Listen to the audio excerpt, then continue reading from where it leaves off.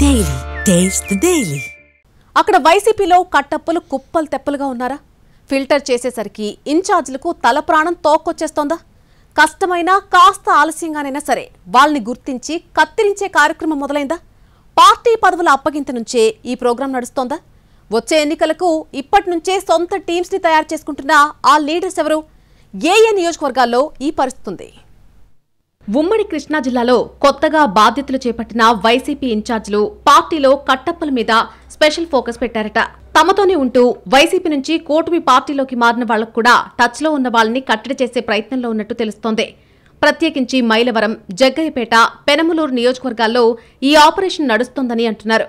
2019 ఎన్నికల్లో వైసీపీ తరపున జగ్గయ్యపేట నుంచి సామినేని ఉదయభాను, మైలవరం నుంచి వసంత కృష్ణప్రసాద్, పెనమలూరు నుంచి పార్థసారథి గెలిచారు. ఇక 2024 ఎన్నికల్లో పార్టీ ఓడిపోయాక ఉదయభాను జనసేన పార్టీలోకి వెళ్లగా వసంత కృష్ణప్రసాద్, పార్థసారథి టీడీపీ కండువా కప్పుకున్నారు. దీంతో ఈ 3 నియోజకవర్గాలకు వైసీపీ అధిష్టానం కొత్త ఇన్ఛార్జీలు నియమించింది. మైలవరానికి మాజీ మంత్రి జోగి రమేష్, జగ్గయ్యపేటకు తన్నీరు నాగేశ్వరరావు, పెనమలూరుకు దేవభక్తుని చక్రవర్తి ఇన్ఛార్జీలుగా ఉన్నారు. ఈ 3 చోట్ల ఇప్పుడు కట్టప్పల్ని బయటికి పంపే కార్యక్రమం మొదలైందట. ప్రభుత్వ ప్రజా వ్యతిరేక విధానాలపై దూకుడుగా ఆందోళన కార్యక్రమాలు నిర్వహించాలని డిసైడ్ అయ్యారు వైసీపీ అధ్యక్షుడు జగన్. రాష్ట్ర వ్యాప్తంగా పార్టీ శ్రేణుల్ని అందుకోసం సమాయత్తం చేస్తున్నారు.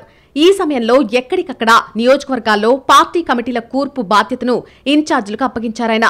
నియోజకవర్గ స్థాయి నుంచి సోషల్ మీడియా టీమ్స్ వరకు అన్ని కమిటీల ఏర్పాటు బాధ్యతలు వాళ్లవే. ఈ క్రమంలోనే గ్రామాల వారీగా పార్టీ పదవులను భర్తీ చేస్తున్నారు.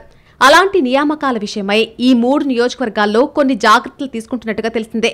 జగ్గయ్యపేటను పరిశీలిస్తే ఇక్కడ నుంచి సామినేని ఉదయభాను 5 సార్లు పోటీ చేశారు. అందులోనూ వైసీపీ తరపున 3 సార్లు బరిలోకి దిగారు. దాంతో సహజంగానే ఇక్కడున్న క్యాడర్లో ఎక్కువ మంది ఆయన వర్గమే. దీంతో సామినేనికి టచ్లో ఉండి వైసీపీలో కొనసాగుతున్న వారికి పదవులు ఇవ్వకుండా దూరం పెడుతున్నారట. ఇక మైలవరం నియోజకవర్గాన్ని పరిశీలిస్తే ఇప్పుడు టీడీపీ నుంచి గెలిచిన వసంత కృష్ణప్రసాద్ 2019లో వైసీపీ ఎమ్మెల్యేగా ఉన్నారు. ఆయన పార్టీ మారినప్పుడు చాలా వరకు ఆ వర్గం పార్టీని వదిలి టీడీపీలో చేరిందే. ఇంకా కొందరు మాత్రం వైసీపీలో ఉన్నారనే అనుమానాలు కొత్త ఇన్ఛార్జ్ జోగి రమేష్కున్నాయట. ఇటీవల లిక్కర్ స్కామ్లో ఆయన అరెస్ట్ అయి జైల్లో ఉన్నా అరెస్టుకు ముందు వరకు వసంతతో లింకులున్న వారి గురించి గట్టి ఎంక్వైరీలే చేసినట్టు తెలిసిందే.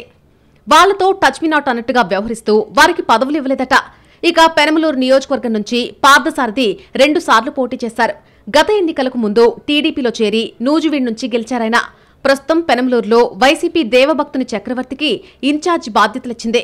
ఆయన కూడా పార్టీ పదవులను హార్డ్ కోర్ వైసీపీ వారికి ఇవ్వడమే ప్రథమ ప్రాధాన్యతగా తీసుకున్నట్టు తెలిసిందే.